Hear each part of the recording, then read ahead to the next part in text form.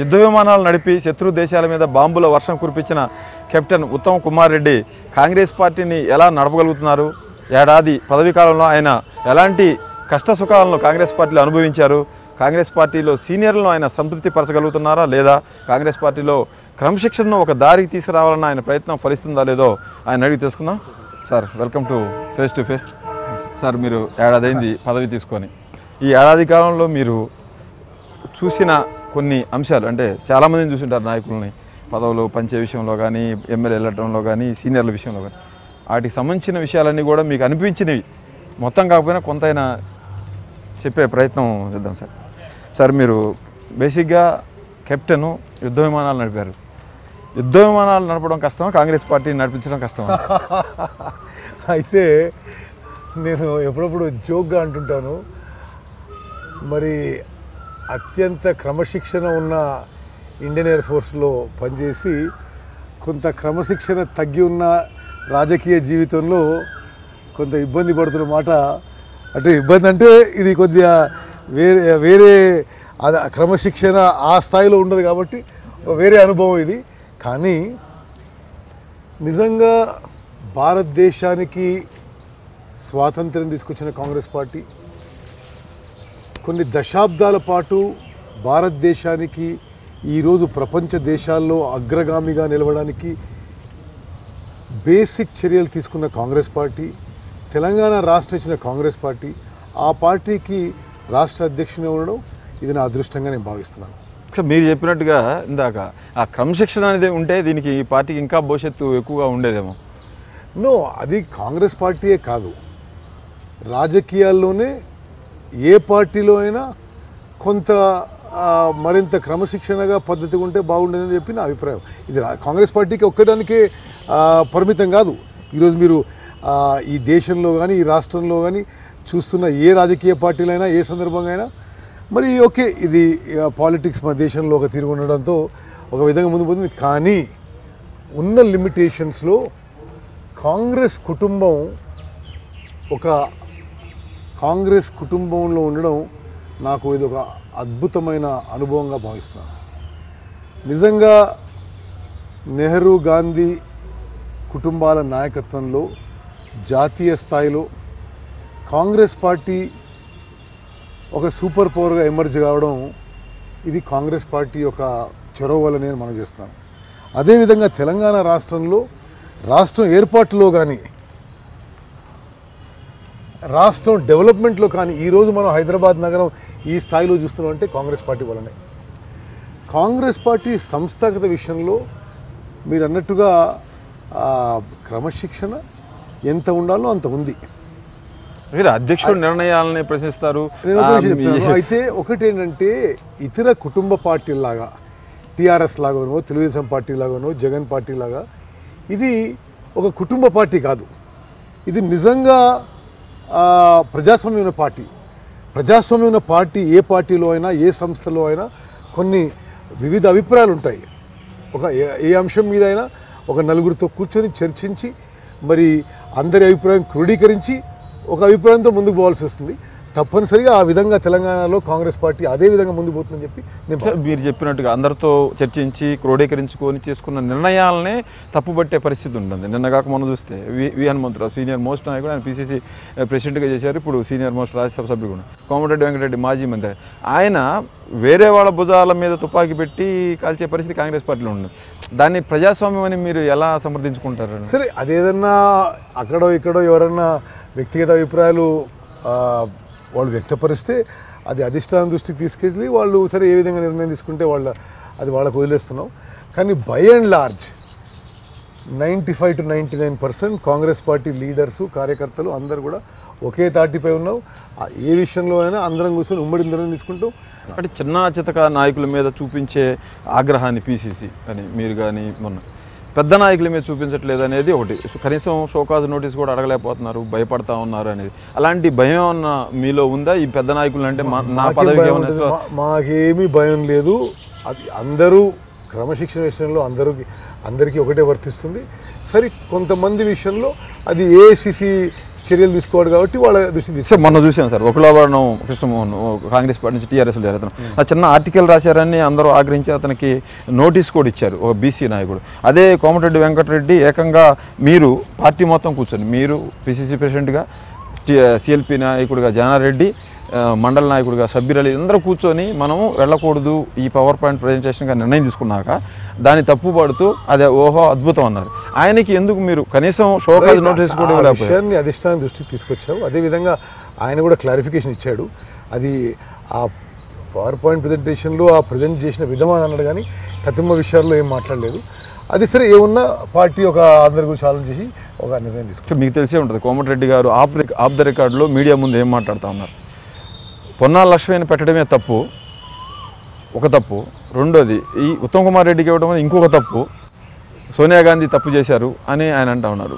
ఎందుకు ఆయన ఆ విషయంలో అది ఆయన వ్యక్తిగత అభిప్రాయం నేను కమెంట్ చేయొచ్చు. అంటే మీరు ఒకే జిల్లాలో ఉండి పిసిసి అది ఆ విషయాన్ని దయచేసి మీరు పదే ఒకే విషయం ఆ విషయం ఆయన వ్యక్తిగత అభిప్రాయం ఆయన వదిలేస్తున్నాం. అది ఏఐసిసి దృష్టి అంటే ఆయన కలిసి మాట్లాడి ఎందుకు ఈ విధంగా అంటే మీ మీద ఉన్న అసంతృప్తికి ఇక్కడ మీరు ఆ ఒక్క విషయం మీరు వదిలేసారు. ఎందుకంటే పదే ఆ విషయం కూడా మాట్లాడడం మంచి కాదు. వారి వ్యక్తిగత అభిప్రాయం అది. మీరు చెప్తున్న విషయాలు నాకు తెలియదు, నా దృష్టికి అయితే రాలేదు. అది మరి ఎట్లా ఉంటే ఏఐసిసి చూసుకుంటున్నారు వాళ్ళు. ఇక జానారెడ్డి గారిని తీసుకుంటే జానారెడ్డి గారికి మీకు సత్సంబంధాలు ఉన్నాయి, మంచి సంబంధం. అదే నిర్ణయాల విషయంలో మీ ఇద్దరికి పోసటం లేదు. అసలు అన్ని విషయాల్లో జానారెడ్డి గారితో సహా అందరి సీనియర్ లీడర్స్ కన్సల్ట్ చేసి సమిష్టి నిర్ణయాలనే తీసుకుంటారు. ఇందులో కూడా ఏం తేడా లేదు. అదే పార్టీ విషయానికి వచ్చేటప్పటికి సీనియర్లని మొత్తాన్ని మీరు వాళ్ళందరూ సీనియర్లు, మీరు వాళ్ళకి జూనియర్లు. మీరు 94 నుంచి రాజకీయాల్లో ఉన్నా కూడా వాళ్ళలో ఒక రకమైన అభిప్రాయం ఉంది, ఈయన జూనియర్ మాకు ఈయన చెప్తే వినాలా అన్న అభిప్రాయం ఉంది. అందుకోసమే వాళ్ళు ఎక్కువ అవాయిడ్ చేస్తూ ఉన్నారు ప్రోగ్రామ్స్ అనే. ఏం లేదు, అన్ని ప్రోగ్రామ్స్కి అందరం అటెండ్ అవుతున్నాం. ఏ ప్రోగ్రామ్ అయినా ముందు ఆలోచన చేసి నిర్ణయం చేసి తీసుకుంటున్నాం. ఇది మీరేమైనా సృష్టిస్తున్నా కానీ మాలో ఎటువంటి విభేదాలు లేవు, అందరం కలిసిమెలిసి ముందుకు పోతున్నాం. కాంగ్రెస్ పార్టీ మొత్తంగా తీసుకుంటే కొంతమంది నాయకులే గాంధీ భవన్లో కనపడతారు, కొంతమంది కనపడరు. ఇది ఇంతకుముందు డిప్యూటీ సీఎం పదవులు అనిపించిన వాళ్ళు కానీ మంత్రి పదవులు అనిపించిన వాళ్ళు కానీ వాళ్ళందరినీ ఎందుకు రప్పించలేకపోతా ఉన్నారు? డిప్యూటీ సీఎం గారిని ప్రతి విషయంలో సంప్రదిస్తున్నాం. వారు కూడా చాలా సుముఖంగా ఉన్నారు. ఈ మధ్య కొద్దిగా అనారోగ్యంగా ఉండి నేను నిన్న కూడా మాట్లాడినా. అన్నింటిలో అన్ని మీటింగ్స్కి వస్తున్నారు, అన్నింటిలో పార్టిసిపేట్ అవుతున్నారు. పిసిసి చీఫ్ని హైకమాండే డమ్మీ చేస్తుంది అనే అభిప్రాయం ఉంది. అటువంటిది ఏం లేదు. కాంగ్రెస్ పార్టీలో ఉత్తమ్ కుమార్ రెడ్డి పీసీ ప్రెసిడెంట్ ఉన్నా ఎవరున్నా ఒక సమిష్టి నాయకత్వంతో ముందుకు పోవాలి. ఇది నేను చెప్పిన ముందు ఇది కుటుంబ పాలన కాదు, ఒక కుటుంబము ఒక వ్యక్తితో నడిపే విషయం కాదు. ఇది మెయిన్ లీడర్స్ అందరం కూర్చొని ఒక విషయం మీద చర్చించి నిర్ణయం తీసుకొని ముందుకు పోతుంటాం. అది ఈ రాష్ట్రంలో అన్ని రాష్ట్రాల్లో అది పద్ధతి, గతంలో కూడా ఇదే పరిస్థితి, ఇదే పద్ధతి. ఏఐసిసి మీకు బాధ్యతలు అప్పచెప్తుందని మీరు చెప్తా ఉన్నారు. అప్పచెప్పిందా మీరు అడిగారా కావాలని? ఏంటిది పిసిసి చీఫ్ నాకు ఇవ్వండి. నేను అది కాంగ్రెస్ పార్టీలో ఎవరైనా అడిగితే ఇవ్వడం అనేది ఉండదు. ఓకే, వాళ్ళకి ఇది జాతీయ పార్టీ. ఒక అఖిల భారత కాంగ్రెస్ పార్టీ అధ్యక్షురాలు ఒక్కో సమయంలో ఒకరు నాయకత్వం వహించి బాధ్యత వహించిన వాళ్ళు అంటే శక్తి సామర్థ్యాలు ఉన్నప్పుడు అడగ తప్పులేదు కదా. సరే, నేనైతే అడగలేదు.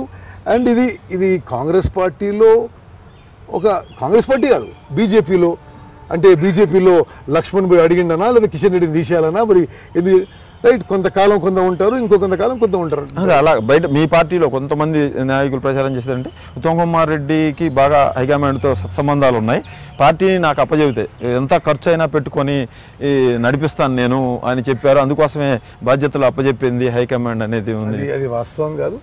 అది ఖర్చు పెట్టుకోవడం, డబ్బుల విషయం ఇవన్నీ హైకమాండ్ ఎవరితో ఏం మాట్లాడదు. And it is not such a big issue in politics. సరే, ఒక టైంలో ఒక సందర్భంలో ఫలానా పీసీసీ ప్రెసిడెంట్ ఉంటాడు, ఇంకో సిఎల్పీ లీడర్ ఉంటాడు, ఇంకో కౌన్సిల్ లీడర్ ఉంటారు, మరి ఏమైనా వర్కింగ్ ప్రెసిడెంట్ ఉంటారు. మరి ఆ తర్వాత సరే ఇదంతా ఒక టెన్యూర్తో బేస్డ్ ఉంది. సరే, కొంతకాలం తర్వాత ఇంకోటి బాధ్యత ఇస్తారు. ఇది తెలంగాణలో కాదు, అన్ని రాష్ట్రాల్లో మరి ఒక జాతీయ పార్టీగా ఇదే విధానం అవలంబిస్తుంటారు. హైకమాండ్ మీకు అడిగి ఇచ్చిందే కానీ మీరు అడిగి తెచ్చుకున్న పదవితే కాదు ఇది. సరే, ఆ విషయంలో ఎప్పుడైనా సరే ఇది ఇక్కడే కాదు ఎక్కడైనా సరే కాంగ్రెస్ పార్టీ అధిష్టాన వర్గం మరి వాళ్ళు కొంతమంది కన్సల్ట్ చేసి కొన్ని నిర్ణయాలు తీసుకుంటారు. దానికి అనుగుణంగా మేము ఒక క్రమశిక్షణ గల సైనికులుగా ముందుకు పోతాం. పార్టీ ఇతర విషయాలకు వచ్చేటప్పటికి ఈ శాసన సభ్యుల వలస అనేది కొనసాగుతూ ఉంది. మీ మీద నమ్మకం లేక ఈ పార్టీని వీళ్ళు ముందుకు నడిపించలేరు, ముందుకు లాగించలేరు అని చెప్పేసి ఇక మనకి భవిష్యత్తు ఉండదని వెళ్ళిపోతున్న వాళ్ళు అనే చెప్తున్నారు ఆఫ్ ది రికార్డులు వెళ్ళే వాళ్ళంతా కూడా. అది అలాంటి పరిస్థితి ఉందా సార్? కాంగ్రెస్ పార్టీ మీద మనం ఆశలు వదులుకోవాల్సిందేనా తెలంగాణలో? అసలు అధికారంలో ఉన్న వాళ్ళు ఈ రాష్ట్రాన్ని దోచుకున్న సొమ్ముతో ఇతర పార్టీల ప్రజాప్రతినిధులను కొనుక్కుంటే మీడియా ఒక మాట మాట్లాడదు, కాంగ్రెస్ పార్టీకి ఇది ఏదో మాట్లాడుతున్నాడు. నిస్సందేహంగా కింది స్థాయి నుంచి పై స్థాయి వరకు అధికార పార్టీ వాళ్ళు, ఇతర పార్టీ కాంగ్రెసే కాదు తెలుగుదేశం పార్టీ వాళ్ళు, ఇతర పార్టీల వాళ్ళు అమ్ముడు పోయి నాయకుల్ని తయారు చేసిన పార్టీని ఏమనాలి? కొనుక్కునే వాళ్ళని ఏమనాలి?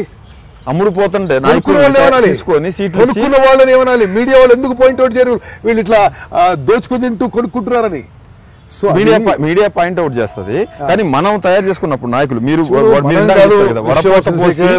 ఇప్పుడు తెలంగాణ పరిస్థితి అధికార పార్టీ ప్రభుత్వాన్ని అడ్డం పెట్టుకొని టెండర్లలో కాంట్రాక్ట్లలో వర్క్లో దోచుకొని ఏ పార్టీ అనే కాదు ఇతర పార్టీల నుంచి కొనుక్కుంటున్నారు. ఇది ఒక దురదృష్టమైన పరిణామం, ఇది తప్పుడు విధానం.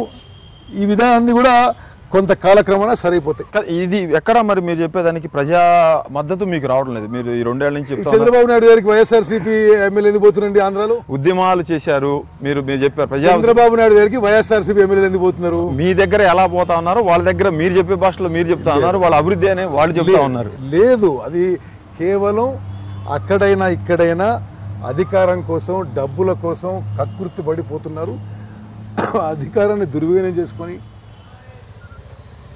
డబ్బుల ప్రలోభపెట్టి కొనుక్కోవడం జరుగుతుంది. ఇప్పుడు ఆంధ్రాలో జరుగుతుంది, తెలంగాణ జరుగుతుంది. మన దగ్గర బ్యాలెన్స్ ఏమన్నా సార్? ఇలా కకృతి పడేవాళ్ళు అమ్ముడుపోయే ఎమ్మెల్యే మీకు తెలియదు, మాకు ఐడియా లేదు. ఉన్న 14 మందిలో ఏమన్నా అభిప్రాయం అయితే ఇప్పుడున్న ఎమ్మెల్యేలు అందరూ కూడా గట్టోళ్ళు, ఇటువంటి ప్రలోభాలకి బెదిరింపులకు భయపడేవాళ్ళు కాదు. ఇటువంటి విషయాలు ఇది జరగబోదని చెప్పి నేను భావిస్తాను. ఈ 2 ఏళ్ళలో తీసుకుంటే మీరు చెప్పిన ఈ ఏడాదిలో 2 ఎలక్షన్స్, గ్రేటర్ హైదరాబాద్ ఎలక్షన్ వచ్చినాయి, వరంగల్ లోక్సభ ఎలక్షన్ వచ్చేసింది, నారాయణఖేడ్లో ఓడిపోయి. ఇది మీకు ఫెయిల్యూర్గా అనిపించిందా? నేను పిసిసి చీఫ్ మీరు అనుకున్నారా ఎప్పుడన్నా? సరే, ఇప్పుడు ఎలక్షన్స్లో ఓడిపోవడం ఎప్పుడైనా బాధాకరమే, నో డౌట్. వ్యక్తిగతంగా కానీ పార్టీ పరంగా కానీ ఎలక్షన్లో ఓడిపోవడం బాధాకరమే. కానీ ఇప్పుడు తెలంగాణలో ఇప్పటి వరకు జరుగుతున్న విషయాలలో ఎలక్షన్స్ ప్రక్రియని ఒక ఫార్స్గా చేసేసి ప్రభుత్వ యంత్రాంగాన్ని పోలీసులని దుర్వినియోగం చేసుకొని డబ్బుల ప్రభావంతో అధికార పార్టీ గెలుస్తోంది, ఇది నిస్సందేహం. కానీ ఇది ఎప్పటికీ తప్ప ప్రజల మద్దతు లేదంటారా? ప్రజాస్వామ్య పద్ధతిని, ఎలక్షన్స్ ప్రక్రియని ఒక ఫార్స్గా మార్చారు. ఓకే, ఎలక్ట్రానిక్ ఓటింగ్ మిషన్స్ యొక్క పనితీరుపై మాకు అనుమానాలు ఉన్నాయి. మేము నిన్నగాక మొన్న కూడా ఎలక్షన్ కమిషన్ ఆఫ్ ఇండియాకి పోయి చెప్పడం జరిగింది, ఎలక్ట్రానిక్ ఓటింగ్ మిషన్స్ మాకు నమ్మకం లేదు, మీరు బ్యాలెట్ పేపర్స్ అన్నా ఇంట్రడ్యూస్ చేయండి, లేకపోతే ఈవీఎంస్ వాడితే వీవీపీఏటీతో వాడండి. వాళ్ళు ఒప్పుకున్నారు. అది నిజంగా జరుగుతుందండి మీ ఆరోపణ? మీకు ఆధారాలు ఉన్నాయి దానికి సంబంధించి? ఎందుకంటే మీరు కూడా సేమ్ అవే ఈవీఎంతో గెలిచారు, మీరు కానీ మీ పార్టీ నాయకులందరూ కూడా. కేసీఆర్ గారు ప్రతిపక్షంలో పదే పదే చెప్పింది ఈవీఎంలు ట్యాంపరింగ్కి స్కోప్ ఉందని. మరి ఆయనకి ఆ రోజు నుంచి ఆయనకు ఉంది, ఈరోజు ఏం చేస్తున్నాం మాకు తెలియదు కదా సార్. ఓట్లు ఈవీఎంలో ట్యాంపరింగ్ చేసి మేనేజ్ చేశారు అనుకోండి, అలాంటప్పుడు ప్రజల్లో భారీ వ్యతిరేకత ఉన్నట్టు మీ లెక్క ఈ గవర్నమెంట్ మీద ఈ 2 ఏళ్లలో. అలాంటి వ్యతిరేకత చంద్రశేఖర్, పలు కారణాలు ఉన్నాయి. ఒకటి అధికార దుర్వినియోగం, పోలీసులు ఒత్తిడి తీసుకురావడం, అదేవిధంగా డబ్బుల ప్రభావం, అదేవిధంగా ఈవీఎం ట్యాంపరింగ్ అయి ఉండొచ్చు. అయినా సరే ఇది ఎల్లకాలం విధంగా సాగదు.